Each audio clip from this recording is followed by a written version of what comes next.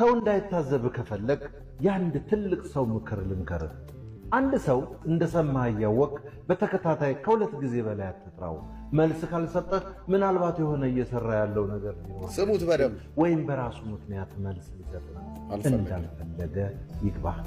የተበደርከውን ገንዘብ አበዳሪ ከመጠየቁ በፊት መልስ። ምን ያህል ለቃልህ ታማኝና ኃላፊነት የሚሰማህ ሰው እንደሆንክ ማረጋገጫው እሱ ነው። በአንጻሩ የተበደርከውን ጃንጥላም ቢሆን እስክሪፕቶ ሳትጠየቅ መመለስ ቁም ነገረኝነት ያሳያል። ማንም ሰው ሊጋብዝህ ወደ ሆቴል ቢወስድህ ከሜኑ ውስጥ ውድ ዋጋ የሚያወጣውን ምግብ አትዘዝ። ሰዎች ምን ደግ ቢሆኑ ይሉኝታ የሌለው ሰውን መታዘባቸው እንደማይመቻቸው ማንንም ሰው ለምን እስካሁን አላገባሽም አይነት የግል ጥያቄዎችን አትጠይቅ። ወይም ለምን ልጅ አልወለድሽም አትበል። የእነርሱ እንጂ አንተ ጉዳይ አይደለም። እንዲህ አይነት ጥያቄ ሰዎችን ያሳቅቃል። በር ከፍተህ ስትገባ ከኋላ ወንድም ሆነ ሴት ትልቅም ሆነ ትንሽ ሰው ቢኖር በሩ በላያቸው እንዳይዘጋ ያዝላቸው። ለሰዎች ትህትና ማሳየት አንተን ያስከብር ይሆናል እንጂ ትንሽ አያደርግህ። ከጓደኛ ጋር ታክሲ ተሳፍረህ ስትሄድ እሱ ከከፈለ ሌላ ቀን ደግሞ ራስህ ክፈል። ፈቅዶ ካልሆነ በቀር በይሉኝታ ማንም ሰው ያንተን ወጪ መክፈል ግዴታ የለበትም። ሁሌም እኔ ብቻ ልክ ነኝ አትበል። ላንተ 6 ቁጥር የሚመስለው ለሌላው ሰው 9 ቁጥር ሊሆን ይችላል።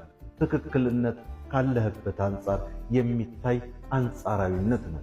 ካንተ የተለየ አስተያየት ማግኘት ይጠቅምሃል እንጂ አይጎዳህም። ሰው ሲናገር እስኪጨርስ ጠብቅ እንጂ አታቋርጥ። አንድ ሰው ለማለት የሚፈልገውን ሳይጨርስ አስተያየት መስጠት ወደ ስህተት ሊመራህ ይችላል። በሰዎች ላይ በቀልድ አታሹፍ።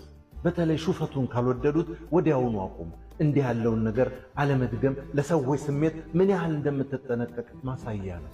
ሁሌም ሰዎች በጥያቄ መሰረት ከረዱ በኋላ አመሰግናለሁ ማለት ይልመድብህ። ሰዎችን በአደባባይ አመስግን። የሚታረም ነገር ካላቸውም ቀስ ብለህ በግላቸው ንገራቸው እንጂ በሰው ፊት አታሳጣቸው። ለመሻሻል የሚጠቅማቸው ይህንን ማድረግህ ነው። ማንንም ሰው ክብደቱን በተመለከተ አስተያየት አትስጥ።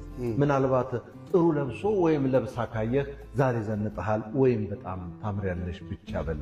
ሰዎች ስለ ውፍረታቸውና ስለ ቅጥነታቸው ከፈለጉ ራሳቸው ይናገሩ እንጂ ያንተ አስተያየት ሊያበሳጫቸው ይችላል። ሰዎች በስልካቸው ላይ ፎቶ እንድታይ ሲሰጡ ያሳዩህን ብቻ አይተህ መልስ። ሳይፈቀድልህ ወደ ቀጣዩ ፎቶ አትሂድ። በድንገት የግልና ማንንም እንዲያዩ የማይፈልጉትን ፎቶ አይተህ ቅር ልታሰኛቸው ትችላለህ። አንድ የሥራ ባልደረባ ሐኪም ጋር ቀጠሮ አለኝ ካለህ ምንህን አሞህ ነው ብለህ አትጠይቅ። ደህና እንደሆንክ ተስፋ አደርጋለሁ ብቻ በል። የሰዎችን ግላዊነት አክብር። በመስሪያ ቤትህ ሥራ አስፈጻሚ የሚሆን ጽዳት ሠራተኛ ሁሉንም ሰው በአክብሮት ጥራ። ብዙዎች ለሁሉ ትሁት ነው የሚሉትን ሰው አብልጠው እንደሚወዱና እንደሚያቀርቡ እወቅ። ከሰው ጋር እያወራህ ሳለ በፍጹም ስልክህን አትመልከት። ይህ ለሰውየው ያለህን ንቀት ማሳያ ነውና ይቀየማል። ለሰው ምክር መስጠት ያለብህ ከጠየቀህ ወይም ከፈለገ ብቻ ነው። አንዳንድ ጊዜ ሰዎች አብዝቶ የሚመክራቸውን ሰው አይወዱም። ያነሱ መስሎ ሊሰማቸው ይችላል። የሰውን ዕድሜና ደሞዝ አትጠይቅ።